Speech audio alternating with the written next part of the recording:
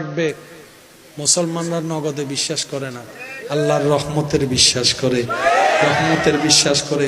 মনে রাখবেন, আল্লাহ কখনো কাউকে ঠকায়, আল্লাহ কখনো ধৈর্য ধারণকারীকে পরাজিত হতে দেয়, আল্লাহ কখনো শুকরিয়া আদায়কারীকে অপমানিত হতে দেয়।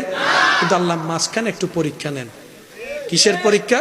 আমার বান্দা আমার থাকে নাকি থাকে না, আমার পক্ষে থাকে নাকি থাকে না, আমার দিকে তাকায় থাকে নাকি থাকে না, আমি কষ্ট দিলে কোনো আমাকে ছেড়ে চলে যাচ্ছে কিনা, এইটা একটু আল্লাহ দেখে। যখন দেখে বান্দা বলে যে আল্লাহ যা তুফান দেওয়ার দাও, তোমার রহমত ছাড়বো না, তোমার রহমত ছাড়বো না, তোমার দরবার ছাড়বো না, সিজদা দেওয়া বন্ধ করব না, নামাজ পড়া বন্ধ করব না, কোরআন তেলাওয়াত বন্ধ করব না, ক্ষমা করা বন্ধ করব না, মুস্কি হাসি কথা বলা বন্ধ করব না। যেদিন আপনার এই করাটা রবের কাছে পছন্দ হয়ে যাবে, এমন দেওয়া দিবেন আপনি, আপনার ছেলে মেয়ে, আপনার নাতি নাতনি, 14 খানদান রাখার জায়গা পাবেন না।